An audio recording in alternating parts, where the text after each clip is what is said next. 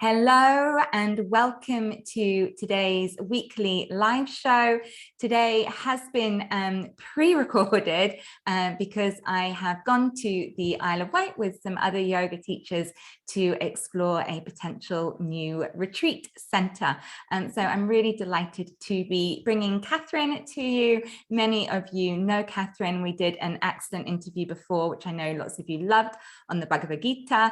And as you know, Katharine does the most amazing in-detailed courses for yoga teachers, yoga practitioners, yoga enthusiasts, which really go into the true depths of yoga philosophy, of the source texts, how we can understand these for our personal practice and how they can inform our teaching as well. So really delighted to have Katharine back. Today we are looking specifically at Yama and Niyama as part of Patanjali's Yoga Sutras, and this is ahead of an upcoming course Katharine has starting on Monday. But I know we've had a lot of questions in the group recently about yoga philosophy, about the Yama and Niyama, how they can inform us as teachers, how we can share these amazing philosophies with our students. So I couldn't think of a better person to come on and help to illuminate us in this path. So Katharine, welcome. Thank you for joining us. If you would just like to share a little bit about your background for those that haven't seen the interview we did on the Bhagavad-Gita a little while ago. Sure, yes. Very short background. I spent a long time in India living in an ashram there. I first went and met the person who became my teacher. My sister was out there and I met him in 1995. And then about 10 years later, the first 10 years I was coming and going.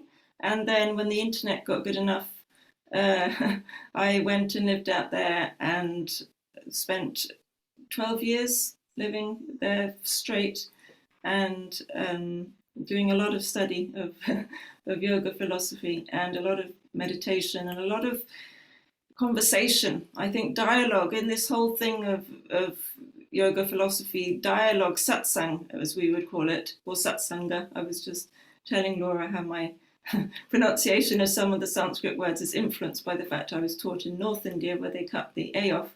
But yeah, so that dialogue is really, really important to keep it alive and to keep it fresh and to keep it always relevant to the person in front of you at that time, rather than just always having a kind of pre-rehearsed idea of what it means.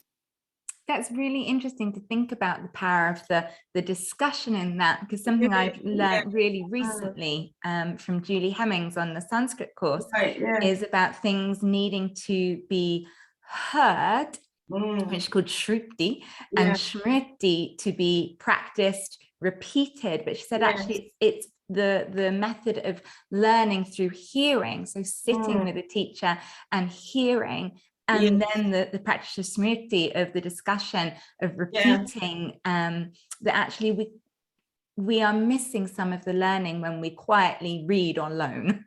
No, absolutely. I always used to do this when I was there. I would get together with, in India, I would get together with 2 or 3 friends and we would read something together. Sometimes we would only get, 1 paragraph into the text and we'd be off talking about this and that.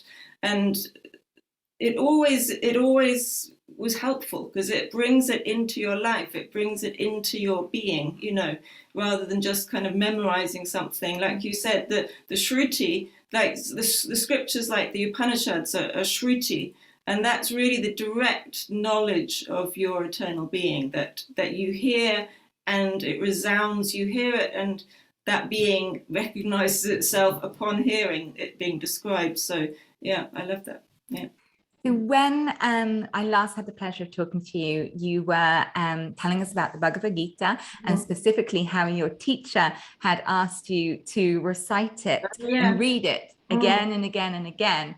And obviously you have done further courses yourself sharing the Bhagavad-Gita, but now we're here talking about something very different with Patanjali and the Yoga Sutras. So how have you been studying both in such depth, the Gita and the Sutras? I think the thing is with all of the 8 limbs of yoga is that they don't have to be studied sequentially, as in you might think that, oh, the yamas and niyamas are kind of quite basic, and then you move on to this, and then you study something a bit more difficult.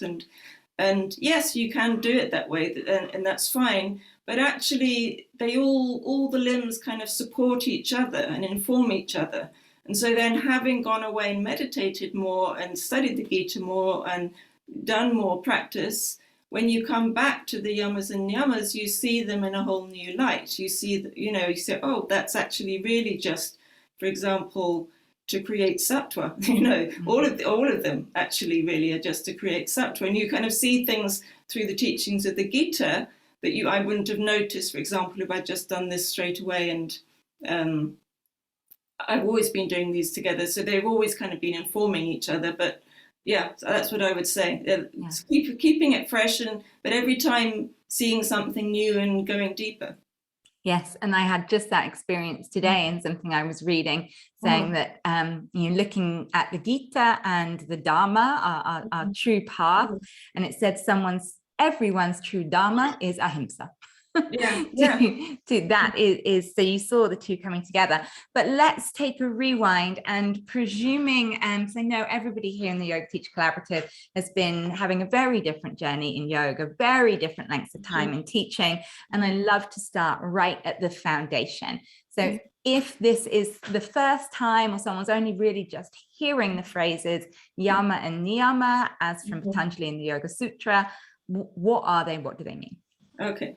So in the 8 limbs of yoga, the first one are the yamas. Yama, we were talking a little bit about our Sanskrit pronunciation, and the S I put on sometimes is actually only an English version of it. So Yama and Niyama, the plural is the same. So the Yama are rules, particularly things that we should avoid in our interactions with other people. And then the niyama are precepts or recommendations of what we should foster in ourselves. So they're the more kind of internally looking, and the yamas are more externally looking. But really the truth is both can be applied to both. You don't have to look at them for very long, realizing actually all of these apply to your own mind as more than anything else. So yeah. And as yoga teachers, we are spending time doing our inner work, but we're also spending a lot of time doing outer work, being of service and interaction with others. And as you said, the yama being a guidance of how we are interacting with others. So I don't want to spend all of our time going through these specifically, because I want to go into the wonderful depth you have. But from the lens of a yoga teacher, how do the 5 yama, what are they, and how can we see them in our role as teachers? Okay, so the first of the 5 is ahimsa, which means non-violence. And this can be applied on kind of so many different levels, really. But the first one, obviously, as a yoga teacher, you're teaching a physical practice, and you don't want anybody in your class to be injured. So that's a really, really important thing. That was when you're training to be a yoga teacher, you learn how to avoid people hurting themselves. Yeah. And then taking that one, for example, a little bit more subtly, you can start thinking about the language that you're using while you're teaching.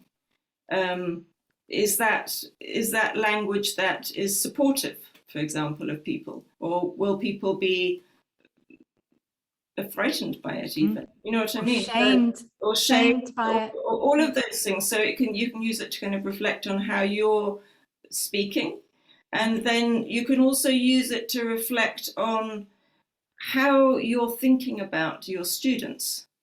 So if there's a student who is particularly annoying, they do something in the class, that everybody finds annoying, and it's not like this doesn't happen, it does, I know it does, then how are you thinking about them? And if you're feeling annoyed and kind of angry because of it, or there are kind of feelings of resentment or any of those kind of things, just looking at that and questioning it, paying attention to it, and just really doing your own work on that.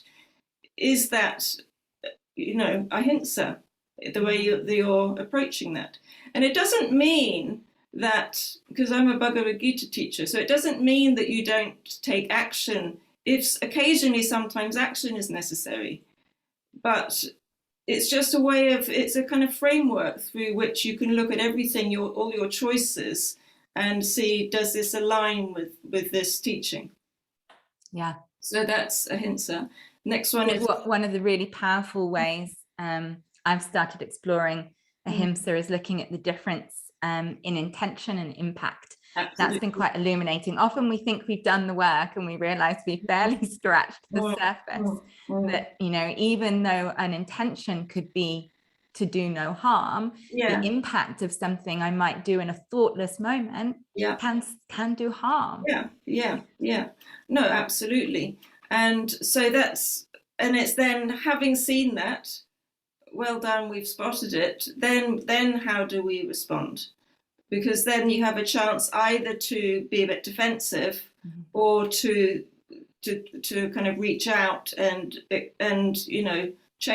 make amends in a way. Not that it's not really about doing right and wrong. I really hate kind of right and wrong type things. I think basically pretty much everyone is doing the best within the system that they live in, that everyone, we're all dwelling within our own minds and bodies, and we've all had our own backgrounds and experiences. We're all trying to kind of navigate this world in the best way we can.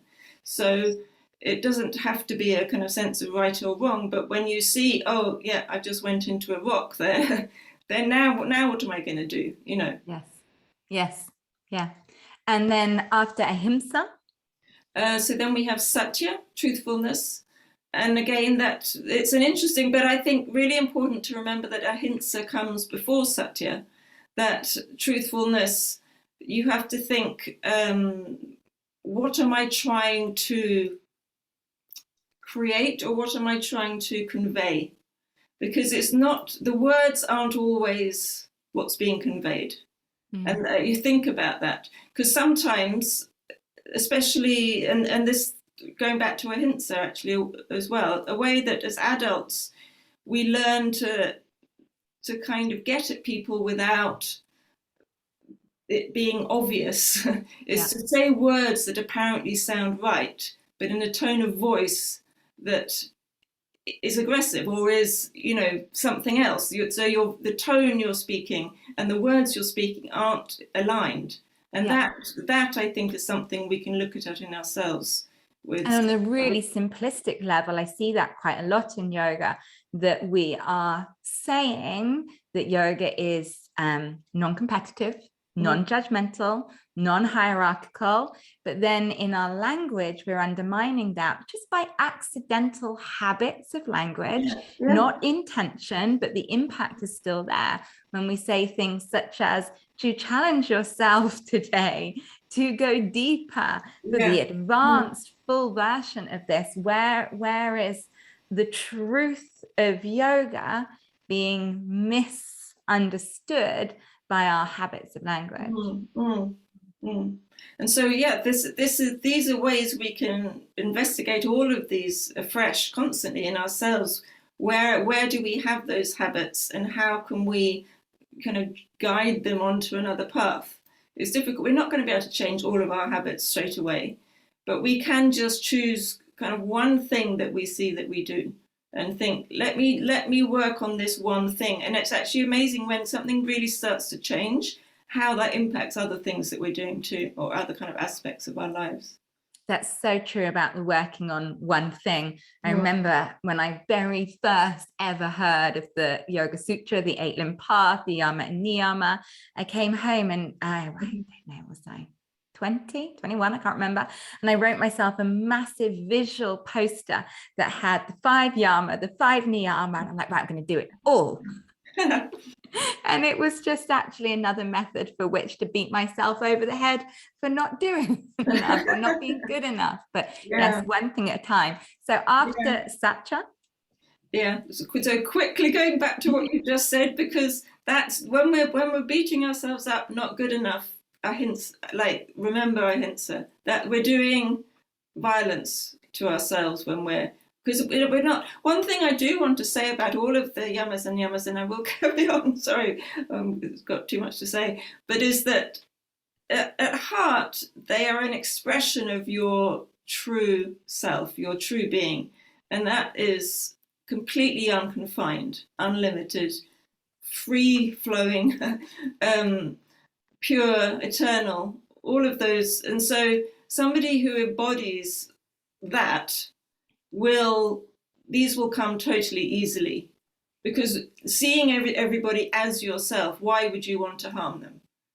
You know, and then speaking from that place of the ultimate truth, what could you say that would be other than truth if you're really living that? So all of these things come from the deepest place, and knowing that, remembering that, I think, is a nice way round to put it, rather than thinking, I'm this person who isn't doing things right and I want to change. You know, which little changes can be good, and it's a great way to start, but I always feel like keep our attention on freedom as well. But let me move on to so the next one, Astaire Non-Stealing. So in a very clear way, this is, don't steal from people. Don't steal from your yoga students. Yeah, it's very, very unlikely, it seems to me, that a yoga teacher is going to be the kind of person who wants to steal anything. So then we can, of course, look at it more subtly. What are we stealing from ourselves, in a sense? Like, do we, for example, if we ignore our vastness, our purity, our eternity, and we take on this sense of being small and not good enough and not enough, you're stealing from yourself. You're stealing from your true originality. So we can go in each of these. We can go at different levels, but I think it's a simple one. If you're teaching your class and you want to keep the things simple, this is a very simple one to understand. You don't have to necessarily talk about it a lot. I always think there is so much depth in there that can be mirrored as well. So every time I go to a yoga class, I'm inspired. You know? And then things creep into your classes from that inspiration. And I love it's even in my lesson plan. Like, there's a lovely teacher called Beth Trotter who has this amazing movement for releasing your quadratus lumborum. And in my lesson plan, it's called Beth's Cape. And when teaching, I'll say this was taught from Beth, or this sharing where we have our inspiration. That's actually a very nice point. That's a nice point, because we all get inspired by different things we see and read and like. There's so much out there these days for us to be inspired by. So yeah, totally. Don't say, oh, I came up with this great new kind of thing. Just mention it sometimes, which is in fact, it's a nice thing to do, just because it gives you that sense of openness, of non-possessiveness, which actually we're going to come to, which is the fifth one. So let's just quickly, let's do the fifth, and then we'll talk about brahmacharya. Okay? Yes. So non-possessiveness, aparigraha, is exactly that if you think you have to keep something for yourself, it means that you're feeling confined. It's an unpleasant feeling. It means you feel there's a scarcity of something. And that's something to question and look at. Because is there a scarcity of knowledge, for example? Is there a scarcity of love? Is there a scarcity of the ability to share? Is there, really there isn't. And when we actually really recognize that there isn't, that there's enough for everybody, and that we actually live from that place of knowing there's enough, then these things fall away by themselves. And we don't feel like we have to kind of pretend that we're something that we're not. We can say, actually, I just learned these last week. So you know what I mean? You don't have to kind of and people like that, I think. Yes. People like it when you're honest and said, actually, I just watched a YouTube video about this. It was really inspiring. I said this. fine, do that. Yeah. And then when you've really, had a chance to kind of talk about it and then do some inner work on it yourself, practice something you've known, then you'll have your own things to say about it. They'll come naturally. You don't have to worry about that aspect. It will come naturally the more practice you've done. I think Aparigraha is probably one of the most powerful of the yamas for teachers to work on, because the possessiveness sits there as a little devil on our shoulder, and it gets put on us by our students, my yoga teacher, but it also gets put the other way, my yoga students. Absolutely. And I know in my local area, many of us share students, and we will notice when a new student's come from us that's practicing with one of our friends because of a technique or a way they do something, and it's beautiful, and it's almost even communicating with our students about the other teachers, visibly supporting, saying we're going to class with other teachers. So that it's a really nice, because with all these things, one of the most powerful things to do is actually be an example of it. That's really inspiring, not just to talk about it, but actually show this is the way I live, this is the way and then they can see it works. Otherwise, they might be thinking, if you say you talk to your students about non-possessiveness, then they might be thinking, oh, that's all very well for you, but these are the kind of thoughts that tend to come up. But I don't have enough of this. But then if you actually kind of show this example, sharing works, and it's ultimately really about the ego feeling like it has to stay as this limited entity, or the release of that actually it's one being. We're living this being together. We're expressions of this same being. So how would we not want to work with each other? And then it's right back there with ahimsa as well. If, say, for instance, your class is not the most suitable for someone, maybe it's a faster paced vinyasa class, someone's come with an injury, actually, could we trust that there's enough? Say to that student, this class isn't best suited for you, but my friend teaches an excellent class here's the contact details, that freedom of not having to clutch that student's mind. That's not enough. No, absolutely. I love that. So brahmacharya, we had a little chat about this first, because I was saying I do notice sometimes that teachings of difficult philosophies can be either just washed over or oversimplified and not put in their context. Is there a place, and brahmacharya is a great example, which at its context and very core is a practice of celibacy. How can we honor that was its original meaning, understand the context and why, and then still take inspiration forwards into our modern life without completely eroding the truth of the original teaching? Beautiful question. So yes, it does mean that's its first meaning above all is celibacy. But we can go on in a minute to how we can interpret that. But first of all, if you're talking about it with your students, then look at it in the context of the time that this scripture was written in. Because in this time, Patanjali wasn't writing for women like me and you who are, who live in the world and who perhaps have families or, the whole thing.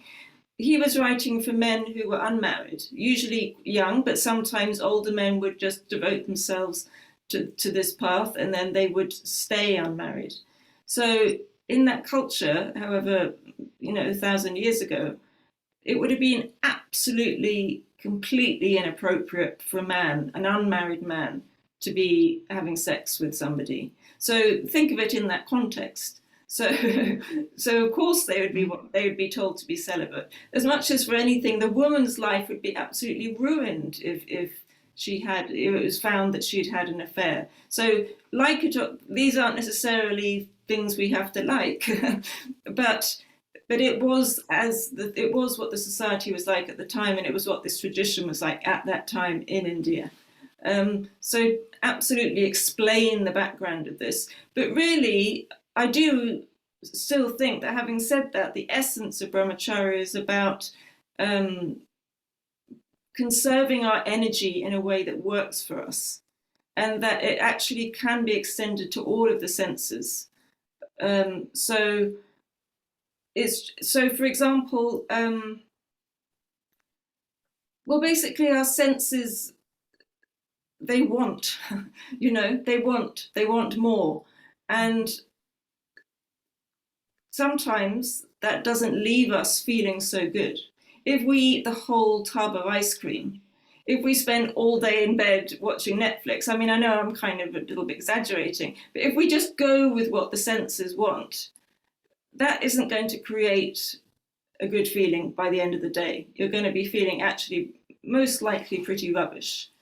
And so for yoga practice, you want to be inculcating sattva of the three gunas. Sattva is light and spacious and kind of enables the self to shine, not be clouded over by our minds and our experiences.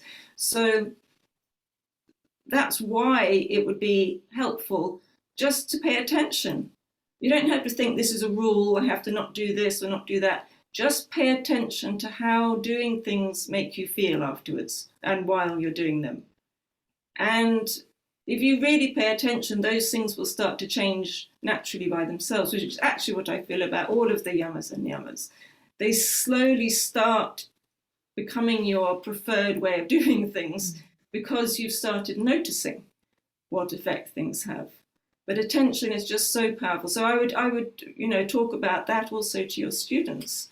Like in a yoga class, you want students to leave your class feeling good, but you also want them to benefit from something, during the week or before they see you again. So one way, you can introduce these teachings is to every week just give them one thing to pay attention to.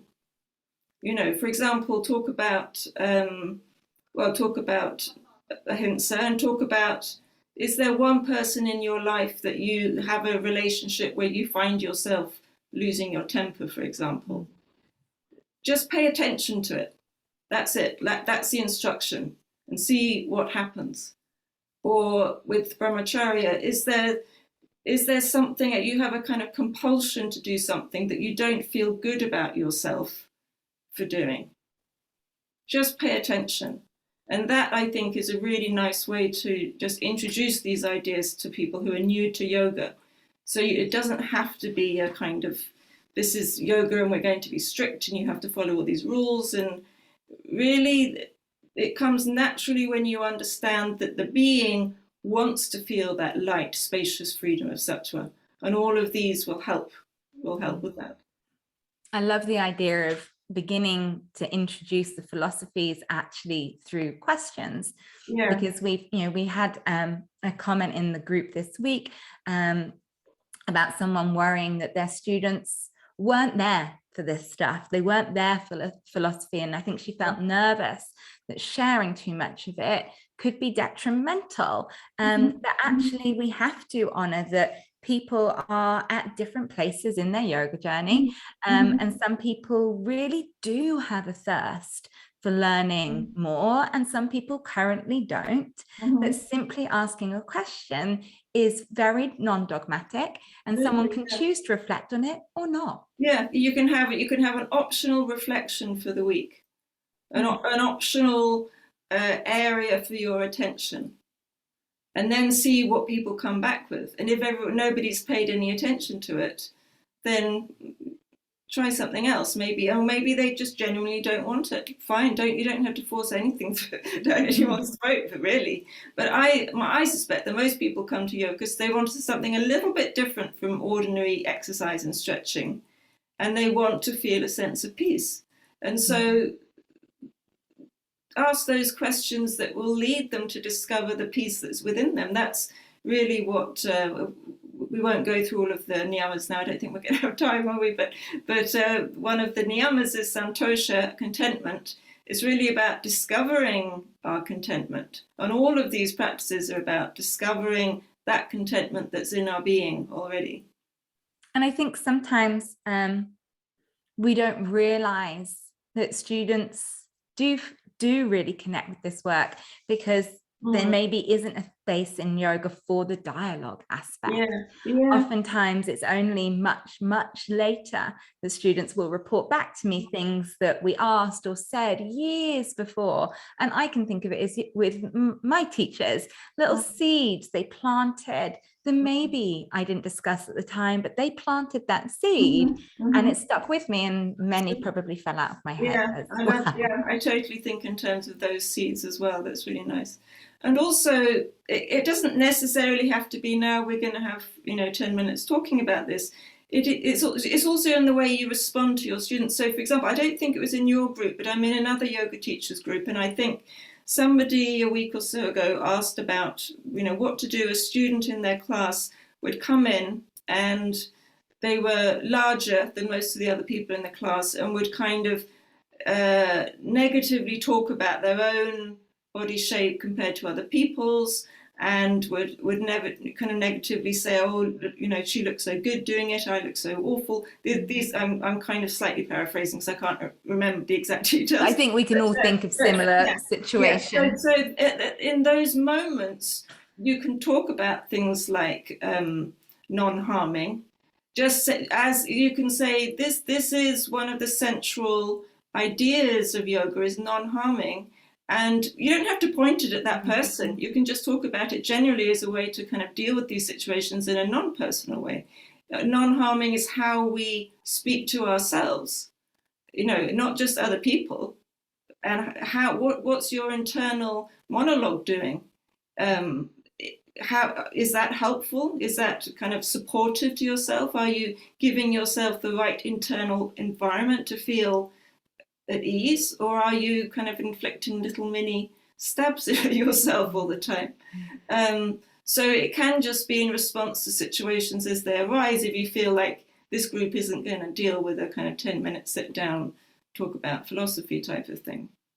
Yeah, and that can be layered throughout a class. Absolutely. In the poses, in how we're considering what variation of a posture we might take. And if you're talking about sometimes I think you, Laura, sometimes talk about the gods or the goddesses who are kind of an inspiration for some of the poses and things like that. So in those contexts, you can talk about some of their qualities and how they relate to these limbs, these yamas and niyamas. And I think we were talking about how asking questions is a great way to avoid the dogma, give students the opportunity to think it through or pass on that seed. But also I think it deals with teachers having to feel like we must know it all. We must have it figured out. When we're asking questions, I'm asking this question of myself as well of all of us. Absolutely. Because the truth is that nobody has a perfect mind. Our minds are of a certain kind of nature. And it's actually one of the helpful things about talking about these things openly in a class is for everybody to realize that, oh, this thing I thought only I did, we all do. Because it's what our minds are like. They wouldn't have had to create these rules if it was very natural for a human being to follow them all. They wouldn't have bothered writing them down if that's what we just did automatically. So it's because these are areas where we get caught that these are the techniques for getting free. So I've slightly lost my train of thought. I know where I've gone free. I was loving that train of thought. I think we were talking about simplicity. This was you and me before. Simplicity and depth. It's very, very common. And I think every yoga teacher goes through this journey of, I need something to teach for the next 5 weeks. The Yama, there's 5 of those. That's 5 weeks worth of class. And then busily reading in textbooks, looking for how do I teach this?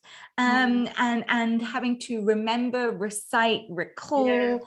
How can we be more authentic in our teachings by being more simple, but taking depth?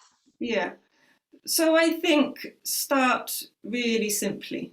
Start with something that you genuinely feel inspired by. And yes, like we were saying before, you can copy what someone else has done if that's helpful for you. But just mention that that you were inspired by someone.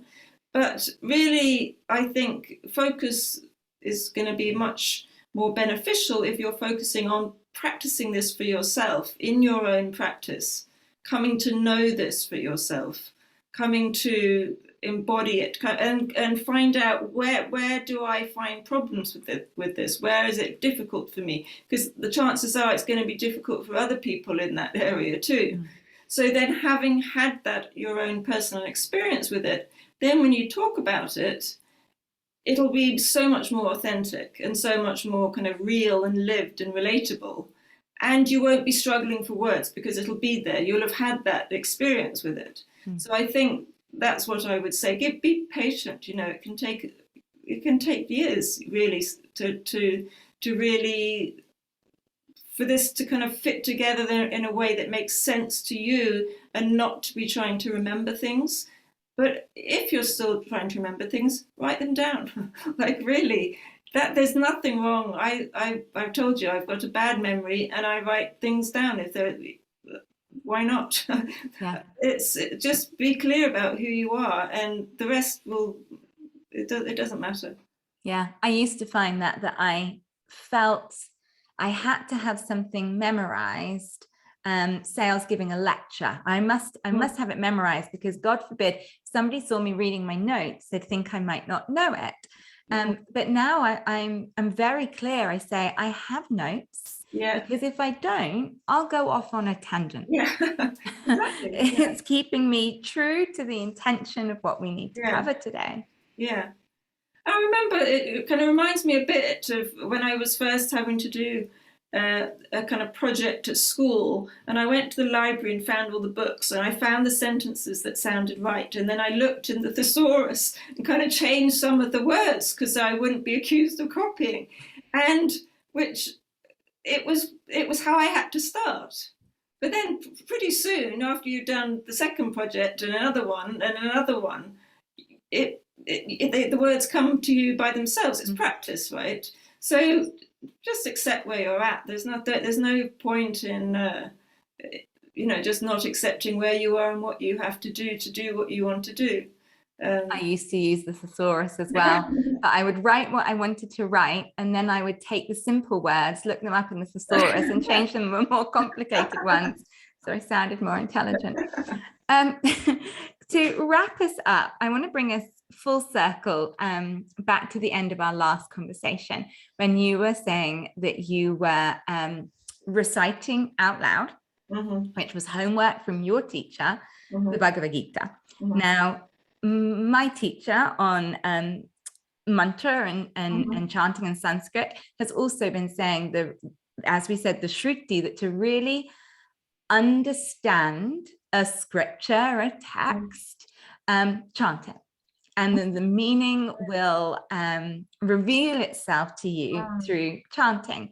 So as we know, the first Sanskrit word in the Yoga Sutras being atta. And that was her practice, Julie, that she chanted atta, again and again and again, until the true essence of that word was felt through her. And often it gets overly simplified as now, atta now, now the teachings of yoga. And she was saying actually through her chanting of atta, she realized within that one word, it almost summarizes so much of what yoga is. It's the eternal presence. Exactly, absolutely. No, I mean, really, this is what yoga practice is. It's that concentration. And the sound is such a good kind of focus for our concentration, because it's the subtlest of our senses. So which means it's the closest to the being. And it's just really, sound is really just a vibration of beingness. So when we really focus on that vibration, we come to the source of it, which is formless but present. And the vibration is just part of it. It's not separate. This is what oneness means. It means actually we're united in that being. And the sound is a very, very powerful means. So I would say particularly Sanskrit. Obviously, I'm not a Sanskrit scholar, but I can read Sanskrit and pronounce it. But Sanskrit is a magical language. It's the language of this philosophy. And there's a reason the scriptures were written in it, because it can express concepts that we don't have in the English language. So when you really go into them fully and hear that, you're understanding in a way that doesn't have to kind of go through your mind. You're understanding as a direct experience of it. So that's very powerful. But also just hearing words spoken in English too, because it's that directness. It's being to being, one being. It unites us. It's actually when I do guided meditations actually in most of my study groups, and one of the things I often do is get people to listen to the sound of my voice and understand that it's within them, that we're not separate.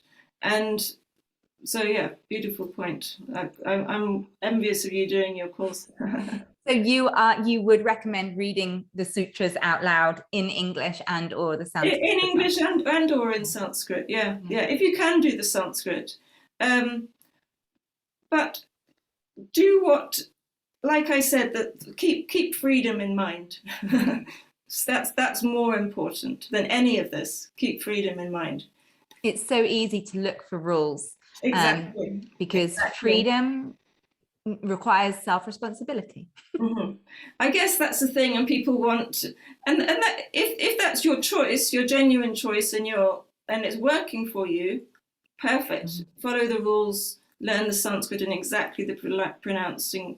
What am I saying? In exactly the right pronunciation, and I'm sure it'll be a powerful practice. If you find you can't do that, mm-hmm. you'll find something else that works for you. So don't worry about it. I would say. I do just love and adore your approach to teaching, the true depth of experience and wisdom and authenticity it's embedded within, but also your language of permission, of exploration. I think it's beautiful how you teach, which does bring me on to your next course is starting on Monday. What is the format of this next course? So it's about the Yama and Niyama, and it's over 10 weeks. So as you might guess, we will be focusing on one per week and really looking at what it means for you, what it means for you as a yoga teacher, but also for you in your life, and looking at how they fit into some of the broader concepts of yoga philosophy. So some of the ideas of the gunas, for example, some of the ideas of karma, because a lot of these they're about keeping your life simple.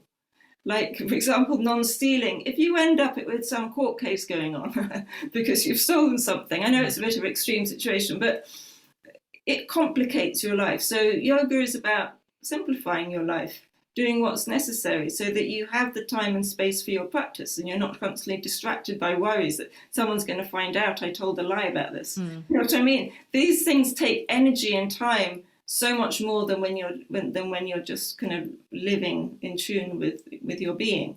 So yes, I'm talking about some of those concepts. Let me just quickly remind myself.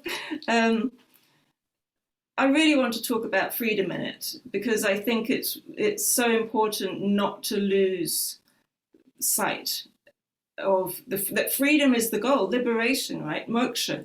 That's freedom. That's pure freedom. And so don't lose sight of that along the path. And that means keeping it living within you at all the time. So kind of how to follow these rules and yet know that you're free. Freedom comes first. And ultimately really looking at why these and how these practices allow us to know our inner nature. That's the kind of core of it, and it will grow as we go through, because obviously also the way that the series works is to kind of go into kind of deeper levels. You end up with self-study, and then you have the Ishvara Pranidhan, and it naturally goes towards that. So that will be kind of built during the course. And what else? It's online. It's online. Oh yeah. Yep. Yeah, there's online. It's an hour every Monday at 6 p.m. But if you can't make it, recordings are available. That's really doable as well. I think an hour, because obviously there's more I try time to for then keep the it doable. reflection. I'm slightly worried I'm going to have too much to say, but I've got to be strict with myself because I really genuinely want dialogue, and I think that's a really important part of it. So I'm going to keep it to something hopefully kind of pertinent and powerful, and with some philosophy in there too. Yeah. And I think that really helps if someone can't do something live and they're on the replays. You know, I'll often see some things, you know, 2 hours, 3 hours, half a day online. Like if I can't do that, I've then got to go carve that time out. Whereas I think we can all carve out an hour to go into more depth of aspects of yoga that aren't just asana. I think we should be doing this, exploring this work. So thank you so very much for creating an amazing format in which people can do this. I will share a link in the comments and at the top so that you can find Katharine's course easily. If the course isn't the right timing for you or right in your life right now, I would highly recommend you sign up for Katharine's newsletter as well. It's sent out sporadically-ish, but when it arrives in my inbox, I am excited to receive it, and I always star it to read later. They're short, sweet, to the point, and always food for thought. So please take time to sign up for Katharine's newsletter if the course isn't the right timing for you. Katharine, anything to finish with, my lovely? No, it's been so lovely talking to you. Kind of wish we could carry on. But it's great. We'll have to do it again soon and have a wonderful time on the Isle of Wight. That sounds amazing. Thank you very much. Of course, I'm sure I join everyone in the group in saying well done with your book. Thank you. It's so nice to see it being really successful. It's fantastic. No, thank you. I really appreciate the support. So we will see you all next Friday as well, which is another guest special. But thank you for joining us today. Bye.